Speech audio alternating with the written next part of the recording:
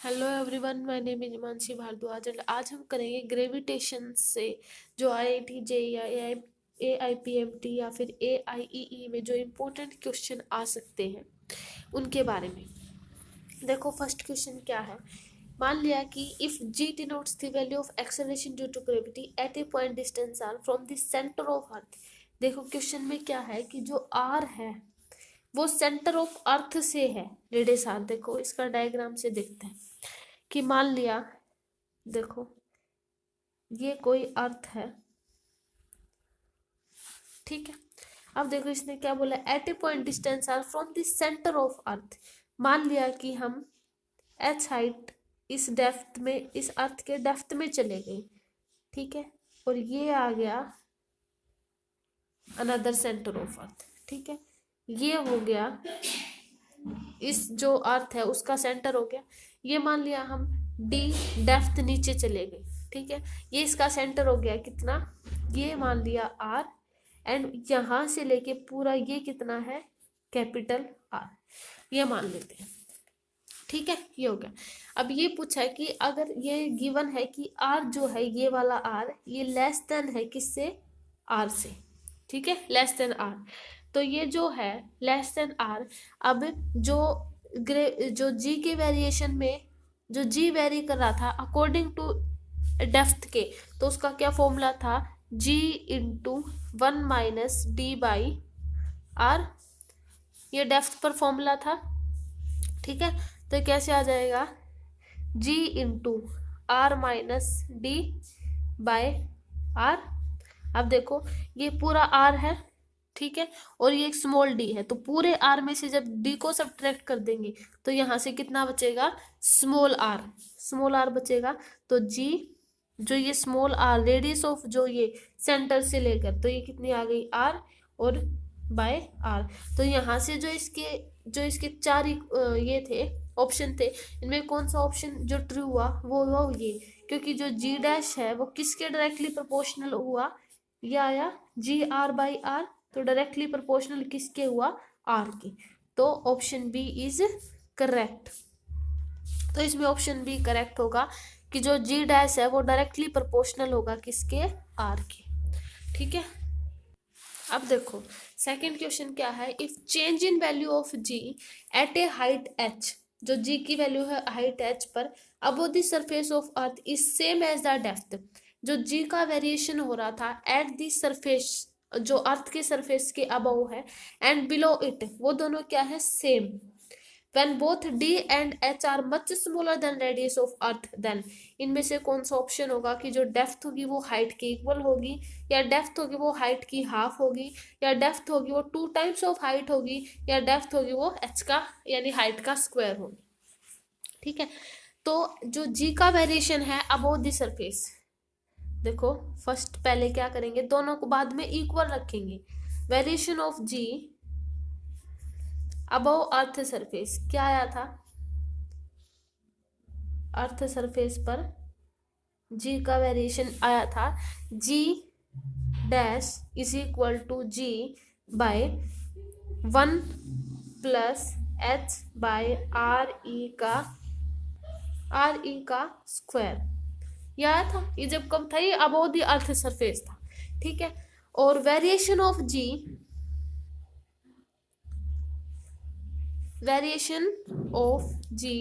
Below, ठीक है, variation of g below the earth, earth से जब नीचे देखा यानी जब डेप्थ में गए तो g का वेरिएशन क्या आया था, g dash is equal to g into 1 - d/r।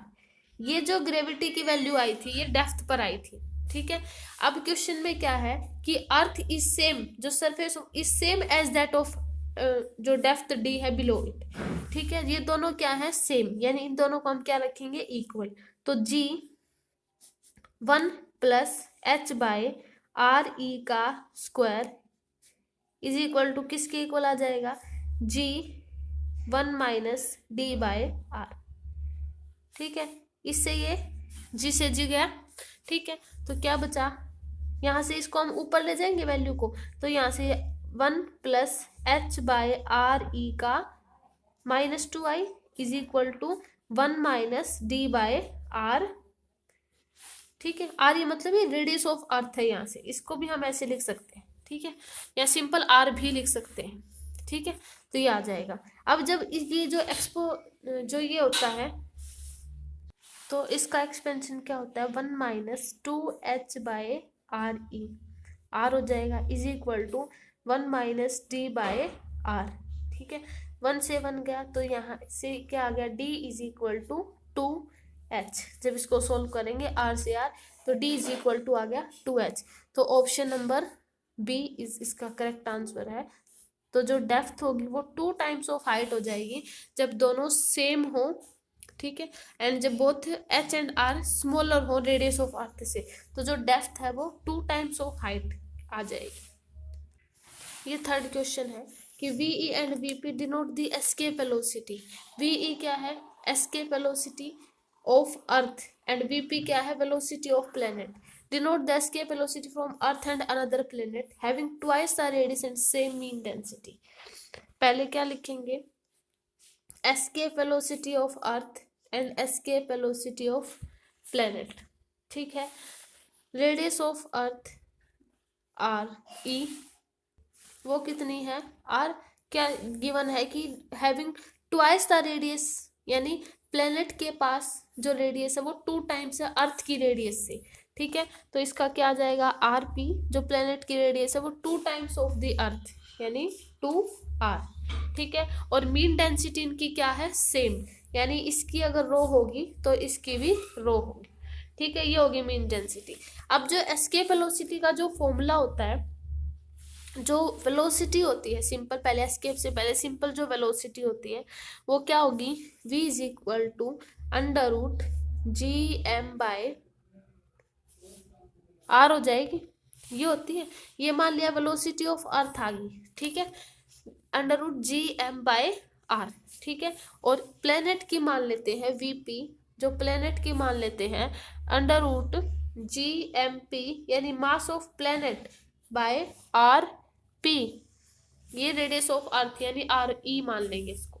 ठीक है, तो यहाँ से जो मास होता है, मास, क्योंकि हमें यहाँ पे मास की वैल्यू चाहिए, तो मास क्या होता है, डेंसिटी क्या होती है, मास पर यूनिट वॉल्यूम, तो मास क्या आ जाएगा, वॉल्यूम इनटू डेंसिटी। ठीक है, तो वॉल्यूम इनटू वॉल्यूम ये हो जाएगा, एंड डेंसिटी कितनी हो जाएगी, 4/3 पाई आर की क्यूब। ठीक है, ये आ जाएगी इसकी डेंसिटी पाई आर की क्यूब। ठीक है, और इज इक्वल टू इसकी क्या आ जाएगी, वी रो, ये होगी एम, और इसकी क्या आ जाएगी under root G M P, ये हो जाएगा। इसको बाद में देखते हैं, देखो एम आ गया। अब इस एम की वैल्यू इसमें रख देंगे, V E is equal to under root G, M की जगह लिखेंगे वी क्रॉस 4/3 पाई आर की क्यूब। अब क्यों, देखो ये स्मॉल रेडियस इसकी जो डेंसिटी के लिए आई थी, अब क्योंकि हमारे पास radius of earth capital R है तो हम इसको क्या लिखेंगे, आर की क्यूब। ठीक है, और बाई कितना आ जाएगा, आर। ठीक है, ठीक है, और प्लेनेट की देखो कैसी हो जाएगी, वीपी, ये हो जाएगा जीएमपी, सेम फॉर्मूला। तो एम क्या होता है, density into volume into density आ जाएगी। ठीक है, तो v और डेंसिटी 4/3 पाई। अब इसमें r था, लेकिन इसमें जो प्लेनेट की रेडियस है वो 2 टाइम्स है। ठीक है, तो यहाँ पे 2r की क्यूब आएगी, है ना, तो 2r की क्यूब आ जाएगी। ओके, अब इन दोनों को हम सोल्व करते हैं, तो यहाँ से भी इसको जब सोल्व करेंगे तो vp भी क्या आ जाएगा, जब m की वैल्यू रखेंगे इसमें तो under root G M P की जगह कितना आ जाएगा, 4/3 पाई और 4r की क्यूब बाय आर पी, ये आ जाएगा। जब इन दोनों को इक्वल रखा, V E is equal to V rho, यानी प्लेनेट। ठीक है, जब इन दोनों को इक्वल रखेंगे तो कितना क्या आ जाएगा, देखो इस जी से कैंसिल हो जाएगा, आर से आर की क्यूब से आर की क्यूब, वैसे तो ये वैसे भी कैंसिल हो जाएगा ना आर। ठीक है, तो आर स्क्वायर ही बचेंगे, वैसे आर स्क्वायर से आर स्क्वायर वैसे भी चले जाएंगे, तो सिर्फ यहाँ से क्या बचेगा, जो 4/3 है, 4/3 से हम 2 को बाहर ले सकते हैं, है ना, 4/3 को 2, जो 2 है वो बाहर आ जाएगा, तो जो वीपी आ जाएगा, वीपी यानी प्लेनेट, वो किसके आ जाएगा, 2 टाइम्स ऑफ वीई आ जाएगा, है ना, कि जब इसको करेंगे, ठीक है, जब इसको सोल्व करेंगे तो जैसे ये 4 है ना, एक 4 यहाँ से बाहर ले लेंगे, ठीक है, तो सिर्फ 2 बचेगा, तो उस 2 को हम बाहर ले लेंगे। जब 4 को रूट से बाहर लेंगे तो 2 आएगा बाहर और ये 4 तो ये आ जाएगा कैंसिल। तो यहाँ से 2 times of g into 4/3 4 pi R square बचेगा, और ये क्या है, v की वैल्यू है, तो V P is equal to 2 times, क्योंकि 2 जब इसको बाहर निकला तो 2 बाहर निकलेगा, तो यहाँ से ये बच ओनली 4 बच जाएगा, ठीक है, 4/3 पाई आर स्क्वायर, ये बाहर चला गया 2, तो 2 टाइम्स ऑफ v। इसका मतलब यहाँ से क्या आया कि वी पी बाय 2 किसके इक्वल आया, वी ई के इक्वल आ गया, ठीक है। और ये जो इक्वेशन जो ये था, ये कौन से का है, वी पी बाय 2, ये है, ठीक है, ऑप्शन बी इज करेक्ट। तो वी ई क्या है, वी पी यानी जो प्लेनेट की वेलोसिटी है, स्पीड है, उसकी हाफ हो जाएगी, ठीक है। देखो क्वेश्चन 4 क्या है कि एक सिंपल पेंडुलम सस्पेंड किया गया है रूफ ऑफ ए ट्रॉली। मान ली कोई ट्रॉली ले ली, ठीक है, इससे हमने एक सिंपल मास पेंडुलम क्या किया, टाई कर दिया, ठीक है, सस्पेंड कर दिया। जैसे मान लिया ये कुछ इस टाइप से, ये ठीक है, नीचे की ओर इसका क्या करेगा, वेट mg वर्क करेगा, और मान लिया ये मूव्स अल्फा मीटर पर सेकंड मूव कर रहा है, अल्फा मीटर पर सेकंड स्क्वायर, ठीक है। अब देखो इसमें जो ये एक्सेलरेशन है, और ये भी एक टाइप से एक्सेलरेशन ही है, नीचे की ओर मूव कर रहा है, ठीक है। तो जो ये रिजल्टेंट एक्सेलरेशन क्या हो जाएगा, इनका रिजल्टेंट एक्सेलरेशन क्या होगा, a1 square root a1 square plus a2 square. a1 क्या है, ये क्या है, जो g, ये क्या है, g acceleration due to gravity, ये a1, और ये क्या है, a2। तो जो g डैश होगा रिजल्टेंट एक्सेलरेशन, यानी जिसको हम g डैश से डिनोट कर देंगे, ये किसके इक्वल आएगा, g स्क्वायर प्लस a1 क्या है, एक्सेलरेशन फर्स्ट एक्सेलरेशन ये है g, एंड g a2 क्या है, सेकंड, जिस डायरेक्शन में मूव कर रहा है, तो प्लस ये आ जाएगा प्लस अल्फा का स्क्वायर, ये एक्सेलरेशन सेकंड एक्सेलरेशन था। तो जो इसका जो ऑप्शन है, option number D is correct, ठीक है, ये इसका आंसर हो जाएगा। देखो 5th क्वेश्चन क्या है कि एक आर्टिफिशियल अर्थ सैटेलाइट है, मास m है, circling round on earth on an orbit radius r, if mass of earth is m then total energy of satellite, ठीक है, वो सैटेलाइट जो है अर्थ के ठीक है ऊपर जो है सर्कुलिंग राउंड में मूव कर रही है, तो हमें जो अर्थ की जो टोटल एनर्जी है वो बतानी है, ठीक है। तो जो पोटेंशियल एनर्जी का जो एक फॉर्मूला होता है यू का, जो पोटेंशियल एनर्जी है वो रियल में चेंज इन पोटेंशियल एनर्जी का फॉर्मूला आता है, ठीक है। वैसे जो पोटेंशियल का सिंपल कोई फॉर्मूला नहीं होता, वो चेंज इन पोटेंशियल का होता है, ठीक है।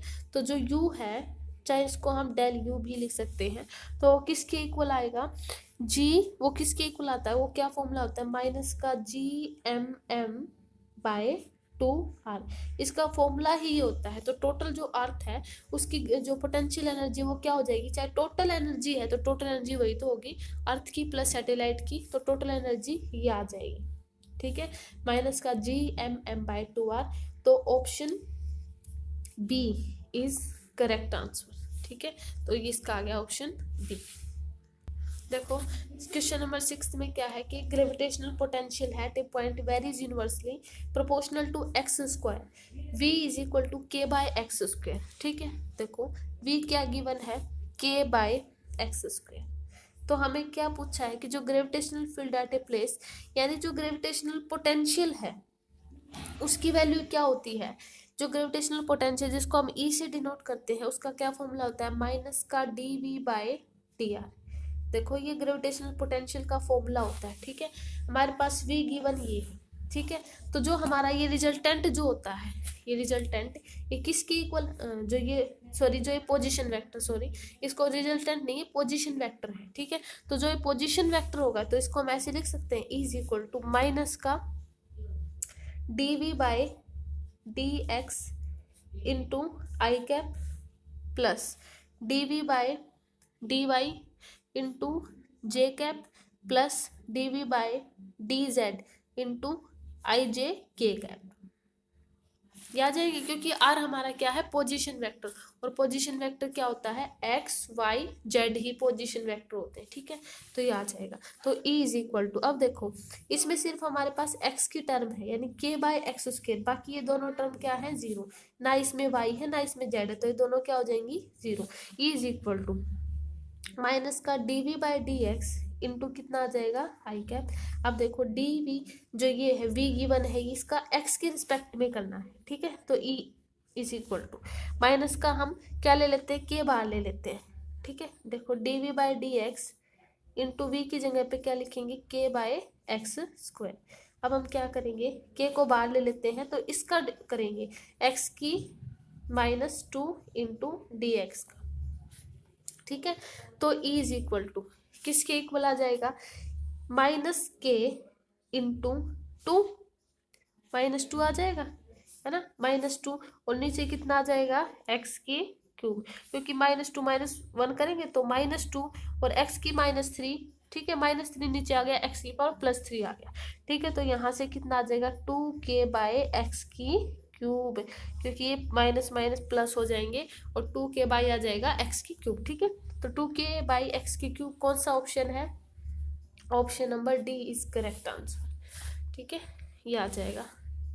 देखो सेवंथ क्वेश्चन क्या है, a person brings a mass of 1 kilogram from infinity to a point P, initially the mass was at rest but it moves at a speed of, क्या किया इस जो ये पर्सन था इसने क्या किया, एक मान लिया कि 1 किलोग्राम, जैसे मान लिया 1 किलोग्राम मास को इन्फिनिटी से वो कहीं पॉइंट पी पर लेके गया, ठीक है, ये मान लिया पॉइंट ए मान लिया, ठीक है, पॉइंट ए पर लेके गया।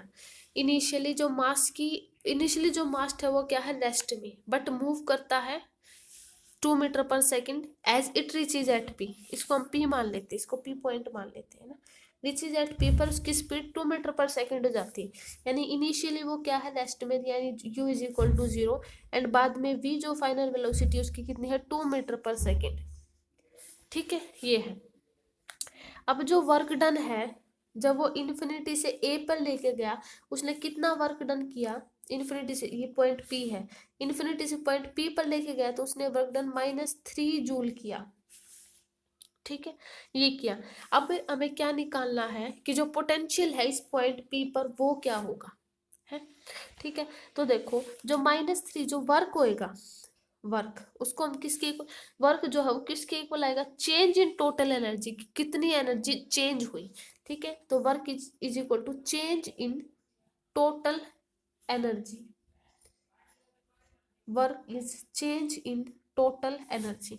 तो वर्क क्या है हमारा, -3 joule, -3 joule is equal to, ये किसके, चेंज इन जो टोटल एनर्जी है, वो चेंज इन टोटल एनर्जी किसके इक्वल आएगी, जो काइनेटिक एनर्जी होगी उसके, प्लस जो पोटेंशियल एनर्जी किस पर, पॉइंट ए पर, या पॉइंट पी को, पी तो ये पॉइंट मान ले, तो पे ए मान ले, इसको ए ही मान लो इस पॉइंट को, ठीक है। तो potential energy at point P and plus some उसकी कुछ काइनेटिक एनर्जी होगी, तो ये आ जाएगी टोटल, जो चेंज इन टोटल एनर्जी आ जाएगी, ठीक है। तो -3 जूल इज इक्वल टू 1/2, अब मास कितना इसका, 1 किलोग्राम का, तो इंटू 1 इंटू इसकी स्पीड क्या है, शुरू में इसकी इनिशियली 0 थी, बाद में इसकी आ गई 2, तो 2 का स्क्वायर प्लस पी ए, यानी potential energy at point P पर, तो -3 जूल इज इक्वल टू, ये किसके इक्वल आ जाएगा, 2, ये 2 जूल आएगा,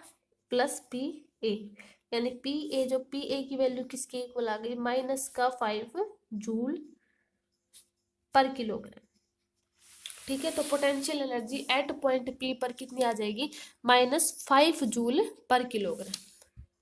देखो क्वेश्चन 8 क्या है, कि एक particle hanging from A spring stretches it by 1 centimetre, ठीक है। मान लिया ये कोई स्ट्रिंग ले ली, ये एक स्प्रिंग से बंधी हुई है, ठीक है, स्प्रिंग से बंधा है ये कोई मास,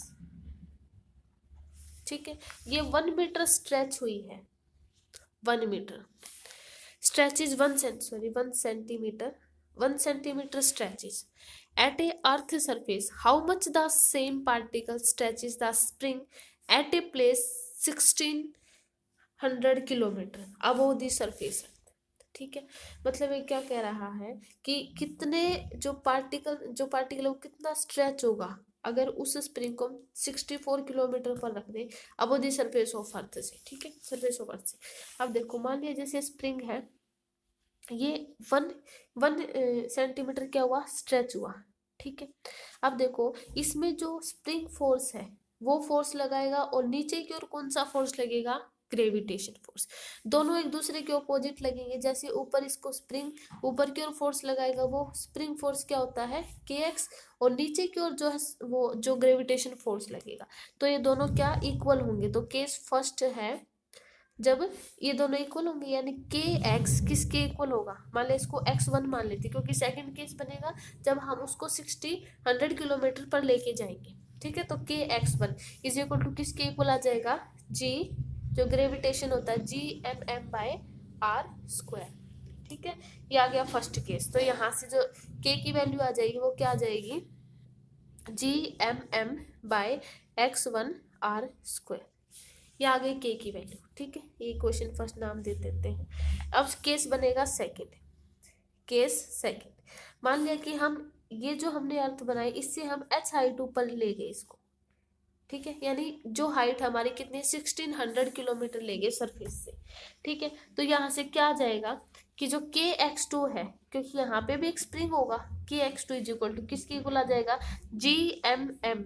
क्योंकि देखो जो ये रेडियस होगी अर्थ की r, ठीक है, और h हाइट हम मान लिया इस स्प्रिंग को ऊपर ले गए। ठीक है, तो Gmm, तो टोटल हाइट हमारी कितनी होगी, total radius of the earth plus this height.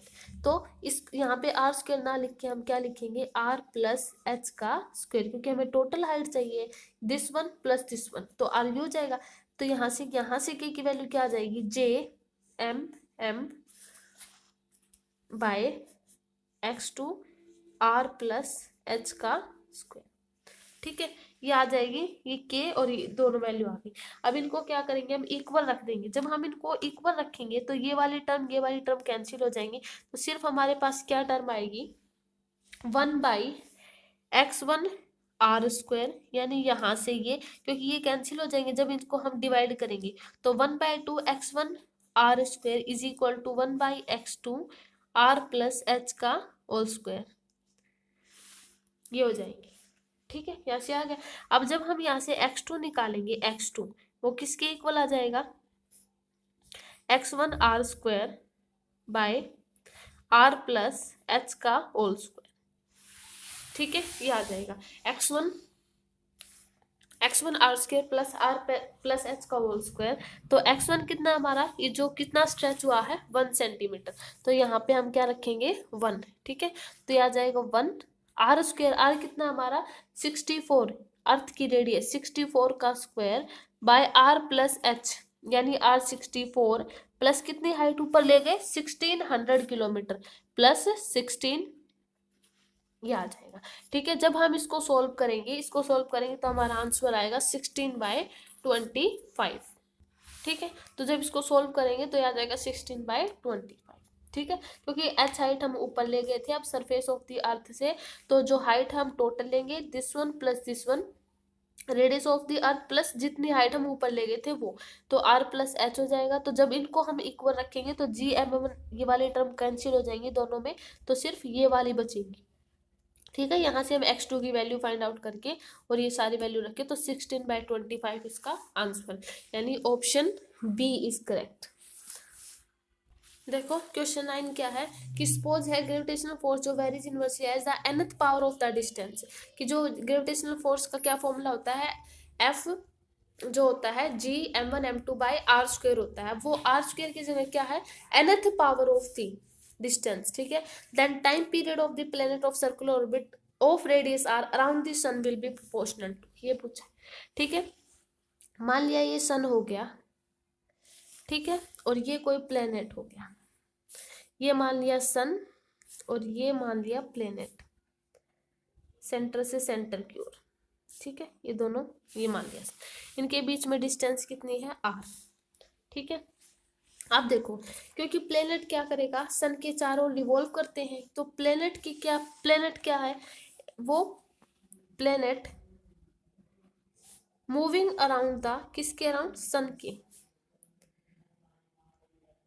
Moving around sun के चारों ओर। इसका मतलब क्या है, यानी उनके पास, इट मीन्स जो परफॉर्म, यानी उनके पास एक सर्कुलर मोशन है, uniform circular motion. It means इसका मतलब क्या हुआ कि जो प्लेनेट है उसके पास यूनिफॉर्म सर्कुलर मोशन है, कि इसके चारों ओर यूनिफॉर्म में मूव करेगा। ठीक है, अब देखो गिवन क्या है कि जो रेडियस है वो ये है कि nth पावर में हो, अगर मान लिया कि r की पावर nth पावर में आए। ठीक है, ये कंडीशन दे रखी है। अब देखो जो ग्रेविटेशनल फोर्स होता है F, GMM बाय r की जगह में क्या रखना है, r की पावर n। ठीक है, ये हो जाएगा। और जो ग्रेविटेशनल फोर्स, ये तो हो गया। ठीक है, अब जो ये प्लेनेट है ये मूव कर रहा है किसमें, सर्कुलर मोशन में। तो जो ये फोर्स है ग्रेविटेशनल फोर्स, अब ये सर्कुलर मोशन में मूव कर रहा है, ये इसके इक्वल होगा। ठीक है, तो ये जो फोर्स है ये इसके इक्वल आएगा। ठीक है, इसका मतलब इसकी जो सर्कुलर मोशन की जो इक्वेशन है वो इसके इक्वेशन इसके इक्वल आएगी। ठीक है, तो जो इक्वेशन, जब कोई भी बॉडी यूनिफॉर्म सर्कुलर मोशन में मूव कर रही होती है तो उसका फॉर्मूला होता है एम आर ओमेगा स्क्वायर। ठीक है, और आर की जगह हमें क्या लिखनी है, उसकी nth पावर, तो हम उसकी nth पावर लिखेंगे, यानी एम आर की पावर n ओमेगा स्क्वायर। ये कब होता है, जब बॉडी क्या कर रही हो, सर्कुलर मोशन में मूव कर रही हो। तो ये दो फोर्स जो है इसके इक्वल आ जाएगा। तो यहाँ से हम क्या निकाल लेंगे, ओमेगा की वैल्यू निकाल लेंगे। तो अंडर रूट जी एम से एम कैंसिल हो जाएगा। ठीक है, जी एम बाय आर की पावर कितनी आ जाएगी, n+1, ये आ जाएगी। ठीक है, ये आ गई आर की पावर n+1। तो इसको स्मॉल ले लो, स्मॉल आर ले लो, चाहे आर की पावर, चाहे कैपिटल आर ले लो, कोई फर्क नहीं। ठीक है, तो जी एम बाय आर की पावर n+1 आ जाएगा। ये आ गई ओमेगा की वैल्यू। ओमेगा मतलब सर्कुलर मोशन में उसकी स्पीड, वेलोसिटी। ठीक है, ये होगी ओमेगा। अब टाइम पीरियड जो होता है उसका क्या फॉर्मूला होता है, 2π/ओमेगा। ओमेगा की वैल्यू रख दें इसमें, तो t = 2π अंडर रूट GMRn+1। ये ओमेगा की वैल्यू इसमें रख दी। ठीक है, ये आ गया। अब t = 2π अंडर रूट, ये r की पावर n ऊपर चला जाएगा, r की पावर n+1 बाई कितना आ जाएगा, रूट gm आ जाएगा। ठीक है, रूट gm। अब देखो यहाँ से जो टाइम पीरियड आया वो उसको इनको हम क्या मान लेते हैं, एक प्रोपोर्शनैलिटी यानी कांस्टेंट मान लेते हो। तो t = जो डायरेक्टली प्रोपोर्शनल हुआ, किसके इक्वल हुआ, अंडर रूट r की पावर Rn+1 रूट Rn+1। इसको हम ऐसे भी लिख सकते हैं, r की पावर n+1 की पावर 1/2। ठीक है, तो इसमें जो ऑप्शन नंबर डी है वो करेक्ट हुआ। ठीक है, तो ये जो टाइम पीरियड है वो किसके इक्वल आया, टी डायरेक्टली प्रोपोर्शनल किसके करेगा, r की पावर n+1 की हाफ। ठीक है, देखो क्वेश्चन 10 क्या है, जो ratio of the radius of earth to that moon is 10। जो रेडियस, जो अर्थ की रेडियस और जो मून की है उनका रेशियो कितना है, 10। Ratio of acceleration due to gravity, earth and moon की जो एक्सेलरेशन ड्यू टू ग्रेविटी का रेशियो है वो है 6। तो हमें ratio of escape velocity find out करनी है। ठीक है, तो देखो जो एस्केप वेलोसिटी होती है उसका जो फॉर्मूला होता है directly proportional to under root GR, ये फॉर्मूला होता है। ठीक है, अब देखो escape velocity of earth by escape velocity of moon is equal to किसके इक्वल आ जाएगी, अंडर रूट GE, यानी acceleration due to gravity of earth, और RE यानी radius of earth, under root GM/RM, ये आ जाएगी। ठीक है, और ये गिवन देखो, अब GE/GM और RE/M, देखो radius of earth and moon यानी RE/RM कितना गिवन है, 10। ठीक है, और acceleration due to gravity of earth and moon वो कितनी गिवन है, 6। Acceleration due to gravity earth and moon वो है गिवन इंटू 6। तो GE/GM कितनी है, 6 गिवन, और RE/RM कितनी है, 10। तो अंडर रूट ये आ जाएगा, रूट भी तो है इनके, तो ये आ जाएगा अंडर रूट 16। ठीक है, ये √60 आ जाएगा ये, ठीक है, √60 आ जाएगा। जब इसको हम सोल्व करेंगे तो ये आएगा लगभग 7.7। √60 को जब सोल्व करते हैं तो नियरली किसके इक्वल आता है, 8। तो option number B is, sorry, C is correct, nearly 8 इसका आंसर होगा। ठीक है, तो ये जो 10 क्वेश्चन थे ये ग्रेविटेशनल से इम्पोर्टेंट, जो इम्पोर्टेंट ग्रेविटेशन जो आते हैं IIT JEE में, वो कुछ इम्पोर्टेंट क्वेश्चन थे। ठीक है, नेक्स्ट लेक्चर में, नेक्स्ट वीडियो में करेंगे और भी important question. Okay, thank you.